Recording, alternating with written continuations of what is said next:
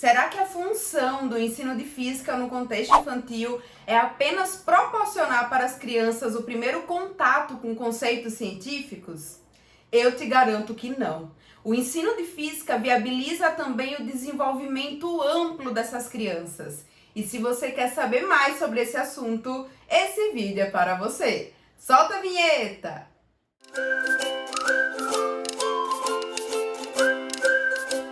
Olá, eu sou Rosana Cavalcante, a professora que leva a física para o contexto infantil. E no vídeo de hoje nós vamos falar sobre a relação entre o ensino de física para crianças e o seu desenvolvimento no contexto amplo. E quando eu penso no desenvolvimento do contexto amplo dessas crianças, eu estou pensando basicamente em 4 aspectos: na sua atenção, na memória, na percepção e na fala. Então nós vamos pensar como o ensino de física proporciona o desenvolvimento desses 4 aspectos nas crianças.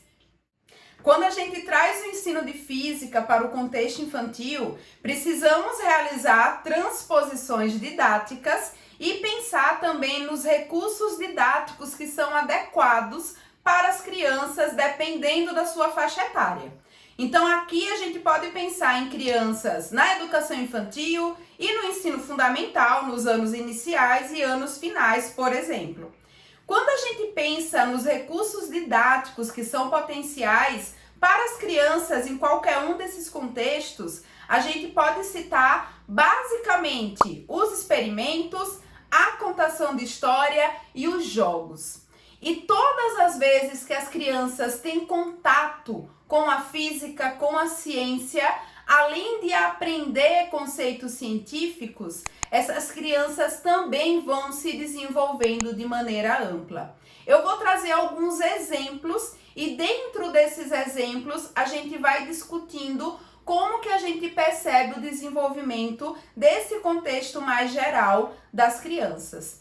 Então veja só. Você com certeza já deve ter realizado alguma atividade experimental com alguma criança. Seja o seu estudante, seja o seu filho, o seu sobrinho, o filho de uma amiga e por aí vai. Quando você desenvolveu essa atividade experimental, a criança ficou atenta? Ela queria perguntar algo para você? Ela queria perceber o que é que iria acontecer naquela atividade experimental? Com certeza, porque geralmente as crianças elas são extremamente curiosas, questionam tudo, elas querem manusear, querem desenvolver a sua autonomia e por aí vai. Então veja só, se essa criança no primeiro momento ela fica atenta quando você realiza o experimento e começa a questionar, a gente já começa a perceber o desenvolvimento da sua atenção. A atenção voluntária, que é aquela que a criança vai dispor energia para poder se concentrar, focar em algo específico que ela escolheu. Portanto, a gente vai percebendo já a aprendizagem da criança em relação a algum conceito científico e o desenvolvimento da sua atenção voluntária. A gente também pode perceber o desenvolvimento da memória. Quantas vezes nessa mesma atividade experimental que eu estou dando o exemplo, você realizou isso há 3, 4 meses atrás e a criança ainda lembra daquele experimento, do fenômeno físico observado, do conceito científico que foi abordado ali, e ela ainda traz referência a esse experimento, a esse fenômeno hoje em dia e pode trazer lá no futuro também. Quando isso acontece, o que é que a gente percebe? O desenvolvimento da memória dessa criança. Então ela consegue relembrar aspectos que chamaram a sua atenção naquela atividade científica.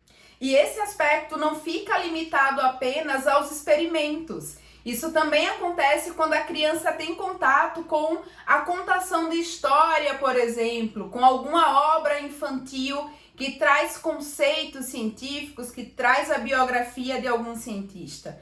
Então, se a criança tem a curiosidade, se aquele tema abordado chamou a sua atenção, ela com certeza vai relembrar diversos aspectos dessa história que foi abordada com ela. E um outro aspecto que a gente também traz, tanto na experimentação como na contação de história, é o desenvolvimento da percepção. E aqui eu relaciono com o desenvolvimento dos sentidos dessa criança.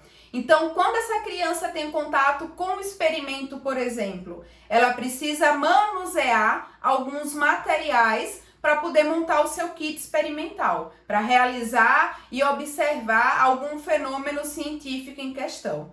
Então aqui a criança vai desenvolvendo a sua percepção a partir do contato que ela tem com alguns materiais que têm texturas diferentes, que são adequados ou inadequados para aquele contexto científico em questão. E eu venho falando bastante sobre as potencialidades dos experimentos para o contexto infantil. Inclusive, eu já gravei um vídeo falando sobre os 3 enfoques experimentais.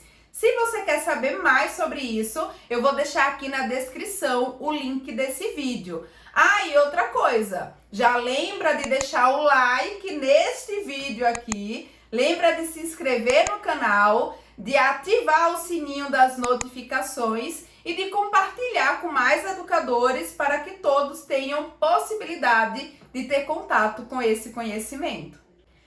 E o último aspecto que a gente vai analisar é em relação à fala. A fala, eu sempre deixo ela por último porque ela acaba resumindo tudo que já foi dito, tudo que foi discutido aqui com vocês. Mais uma vez a gente comenta sobre os experimentos, sobre contação de histórias, sobre jogos.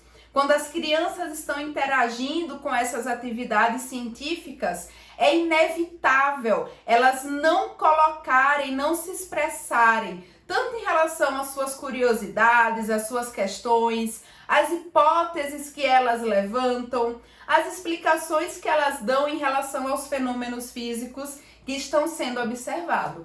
Portanto, tudo isso ajuda a desenvolver também a fala das crianças. Eu tenho um exemplo muito marcante para mim em relação a isso, que foi quando eu estava realizando uma atividade experimental com um grupo de crianças e ali eu tinha uma criança de 5 anos e ela tinha uma dificuldade na fala, eu já tinha contato com ela há um tempo. E o experimento era sobre eletrização por atrito, a gente tinha feito uma dinâmica onde as crianças precisariam pescar, entre aspas, alguns objetos, de papel a partir da eletrização de um canudo. E aquela criança, ela conseguiu pescar um peixinho de papel.